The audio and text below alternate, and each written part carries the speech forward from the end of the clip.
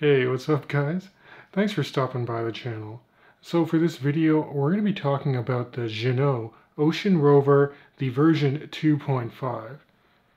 Now this is a model that continues to have iterative changes by the Ginault team when contemplating the question, how would Rolex create a Mil-Sub Submariner today if they were to continue the Mil-Sub line with all of the modern upgrades?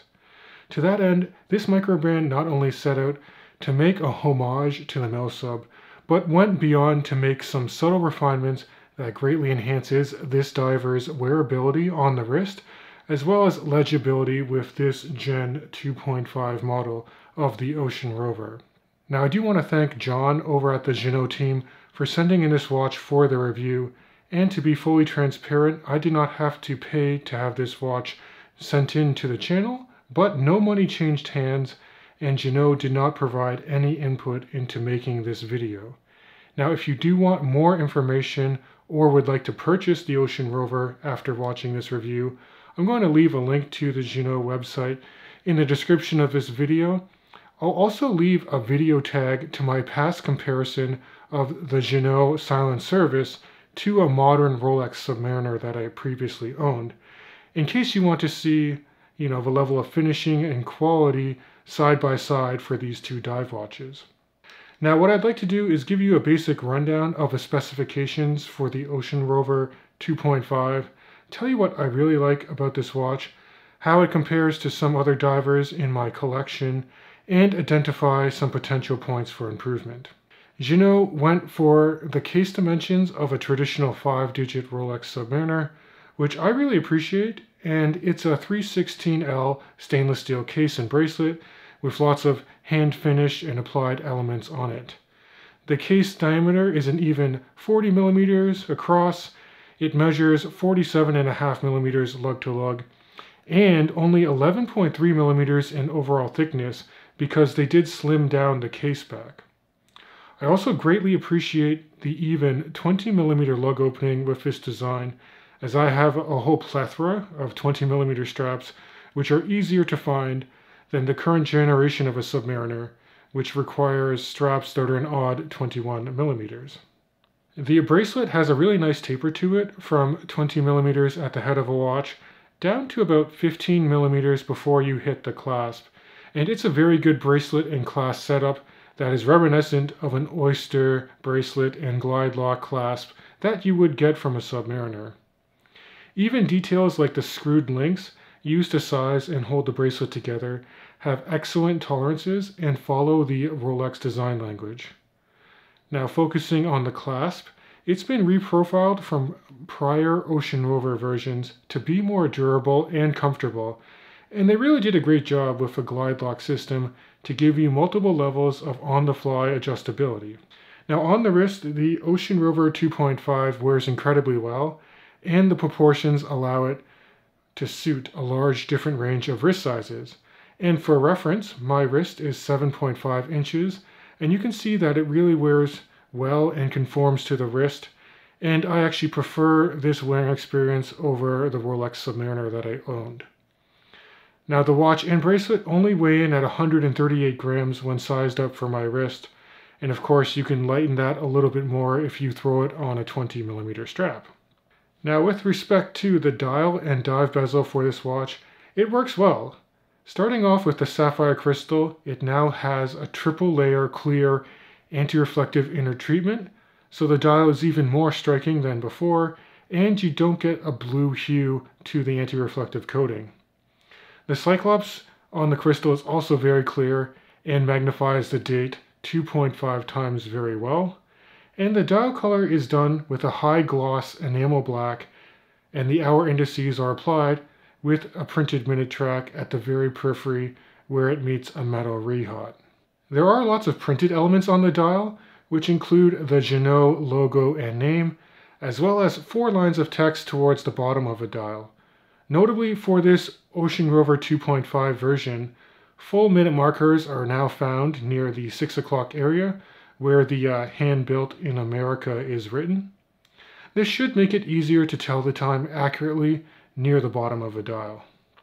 The hour and minute hands are beveled sword style, while the seconds hand is like a red needle with a loomed lollipop towards the end. The hands, hour markers, and the loom pip on the dive bezel are filled with what appears to be a BGW9 Swiss Superluminova. It's very evenly applied and mimics the blue hue of Rolex Chromolite loom. I wouldn't say it's the most potent application, but it does last a very long time once your eyes adjust to low light. The bezel has a coin edge with decent grip to it and operates unidirectionally with 120 clicks. The action on this bezel is phenomenal with crisp, tactile feedback that is audible and satisfying to turn with no backplay at all. In fact, let me just take this watch off the wrist and hold it up to the microphone so you can get some bezel ASMR.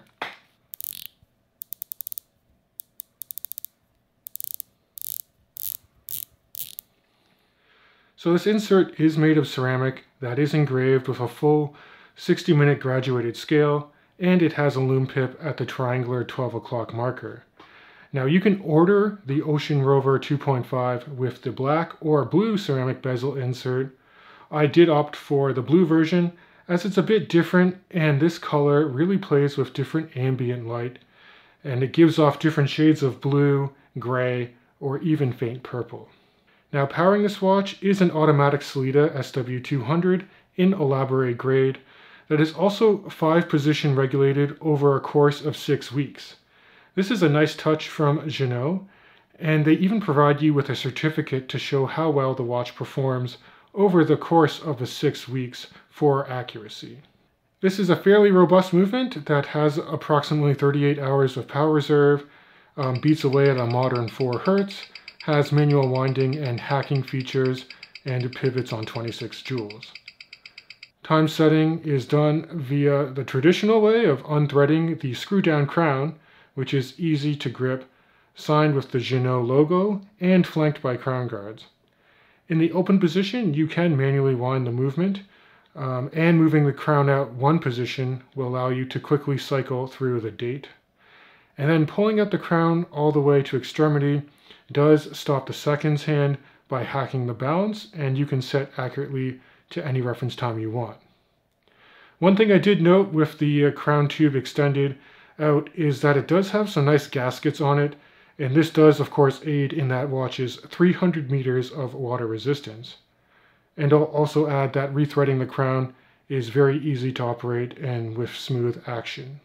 Now as for how it compares to other divers in my collection, I thought it'd be fun to contrast this diver against a neo-vintage as well as a modern Omega Seamaster Professional, since I no longer have the Submariner in my collection. So the Ocean Rover is actually very close in dimensions to my electric blue Seamaster, and though they share the same water resistance, the Seamaster Professional is a quartz movement, while the Ocean Rover of course runs the automatic SW200.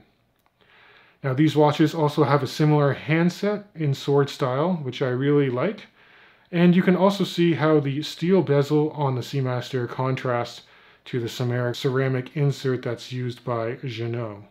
Now let's take a side-by-side look at how the Ocean Rover stacks up against my modern 75th anniversary Seamaster in summer blue. Omega did beef up the dimensions of their current Seamaster lineup, so it definitely presents bigger than the Ginault, and both of these watches have that blue ceramic bezel insert, but I actually prefer the look of the ceramic insert on the Seamaster because it's perfectly color matched to the dial, and it's more of a dark blue color. But by contrast, I do think that the Ocean Rover is more legible with the text on the dial being in high contrast, and it's also more comfortable to wear than the Seamaster due to the slimmer proportions and the tapering bracelet. So overall, I think that Ginault has done a really nice job with the subtle changes they made for the Generation 2.5 of the Ocean Rover. The wearing comfort is great. The watch is hand finished with a very robust feel to it and excellent bezel action, as well as class leading on the fly micro adjustment with the glide lock system to their clasp. As for minor areas for improvement, I don't think you need 4 lines of text towards the bottom of the dial. In fact, the font is very small, and I think removing a couple of lines would really help with the symmetry of a dial. And while the Sellita SW200 is a workhorse movement, there's only 38 hours of power reserve, and that isn't really long enough for my personal needs. I've actually found myself needing to wind it up and reset the watch a few times after not wearing it for a day or two. So perhaps Ginault can look into sourcing a more high-quality movement, like perhaps a La Joux-Perret G100 that has a 68-hour power reserve and some more premium materials. And lastly, I think that this brand could do a bit more to update their website to include some background information on their story, how they assemble the watches in the US, because of course they obviously source some parts from Asia and Switzerland, and also provide some more contact information, not just the service at Ginault email. But at the end of the day, is this watch a good value? Well, I will tell you that my configuration of the Ocean Rover that has the date and blue ceramic insert retails for around $1,799 US, which for what you are getting, I do think it is worth it. Now you can get a no-date configuration of the Ocean Rover for closer to $1,500 US. When you compare it to other alternative divers from independent brands, for example, the Manta Ocean King does come to mind because it has a similar nod to the Submariner, almost identical case dimensions, as well as a similar glide lock system on the clasp. That watch, by contrast, costs over $2,500 US. I would caution though, if you are truly in the market to own a Rolex Submariner, this is not going to be a permanent replacement for you. I'd say keep saving up and get the watch you really want. But if you are a bit brand agnostic and want a watch that has a similar silhouette as the Submariner and feels great, then the Ocean Rover 2.5 might be right for you.